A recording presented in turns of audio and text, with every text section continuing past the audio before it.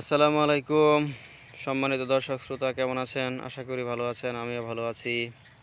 পবিত্র রমজান গনিয়ে চলে আসছি ঈদুল ফিতর। সবাই ঈদের ছুটিতে বাড়িতে যাচ্ছে, শহর ছেড়ে গ্রামে। আমিও চলে এসেছি গ্রামে। গ্রামে এসে আমি খুবই আনন্দিত এবং আপ্লুত।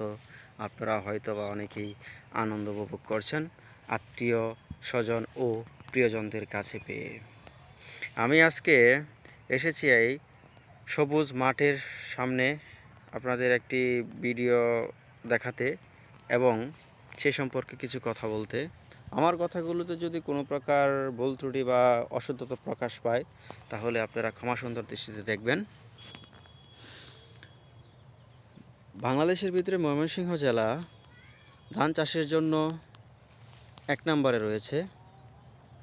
এখানে দেখেন বিশাল দূরে দূরে কিছু গাছপালা বা বাড়ি দেখা যাচ্ছে, আর সবগুলোই হচ্ছে ফসলি জমি, যেখানে কৃষক রাত দিন পরিশ্রম করে ফসল ফলায়। আমি চিন্তা করি, যদি এই বাংলার কৃষক যদি না থাকে, কৃষক শ্রেণী যদি হারিয়ে যায়, তাহলে আমরা যারা চাকরিজীবী আছি, যারা আমরা শহর লেভেলে অট্টালিকায় বসবাস করি, যারা কৃষিকাজে আমরা জড়িত না, তাদের পেটে ভাত দিতে খুবই কষ্ট হবে এবং বাংলাদেশের এই চালের দাম, ধানের দাম আরও বেড়ে যাবে। সেই ক্ষেত্রে কৃষক কতটুক সম্মানের এবং মর্যাদার, সেটাই আমি উপভোগ করতেছি বা অনুধাবন করতেছি।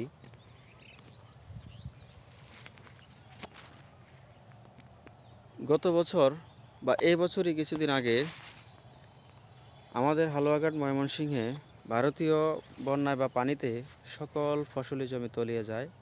কোনো আমন ধান পায়নি। যে সকল কৃষকেরা 200, 300, 400 মণ ধান পেত, সেই সকল কৃষকেরা মনে হয় 10 মণ ধানও পায়নি। যেহেতু এখন বুড়ো ধান চাষ করেছে, আমি আপনাদের যে ভিডিওটা দেখাচ্ছি সেটা হচ্ছে বুড়ো ধানের চাষ করা ফসল। এখানে যদি কোনো আপাত না হয়, কোনো প্রাকৃতিক দুর্যোগ না ঘটে, তাহলে আশা করছি আল্লাহর রহমতে এই ফসলগুলো কৃষকরা আনন্দের সাথে গড়ে তুলতে পারবে। হাঁটতে হাঁটতে হাঁটতে হাঁটতে আমি আজকে আমাদের ক্ষেতের পাশে চলে আসলাম। আমাদের ছোট্ট একটা ক্ষেত রয়েছে এখানে, যে ক্ষেতে ধানের শীষ বের হচ্ছে। এই শীষগুলো প্রায় 45 থেকে 50 দিনের ভিতরে পরিপক্ক হয়ে যাবে। এই 45 থেকে 50 দিন পর কৃষক তা কেটে গড়ে তুলতে পারবে আশা করছি। বাংলাদেশে এই বছর যে পরিমাণ বন্যা হয়েছে, বা আমাদের এলাকায় যে সকল ধানের জমির ক্ষতি হয়েছে বা ফসল ক্ষতি হয়েছে, যদি সেগুলো ক্ষতি না হতো তাহলে বাংলাদেশের চালের দামটা আরেকটু কম থাকতো, এতটা চালের দাম বাড়তো না। এখন আমরা তো বলি যে চালের দাম এত কেন এত কেন, কিন্তু যারা গ্রাম পর্যায়ে বসবাস করে এবং গ্রামে থাকে বা গ্রামের সাথে যাদের সম্পর্ক আছে, তারা জানে যে গ্রামে কৃষি জমিগুলো কতটুকু কীভাবে নষ্ট হচ্ছে এই বন্যায় বা প্রাকৃতিক দুর্যোগের কারণে। আশা করছি সবাই বুঝতে পারছেন। তাই আমি বলতে চাই যে সব সাধকের বড় সাধক আমার দেশের চাষা, দেশমাতার এই মুক্তিকামী, দেশের সেজে আশা। আর এই সবুজ মাঠ দেখে, সুজলা সুফলা শস্য শ্যামলা দেখে আমার কবিগুরুর একটি গান মনে পড়ে গেল। যেমন, আমি এক লাইন গাওয়ার চেষ্টা করছি, যদিও আমার সুর ভালো না।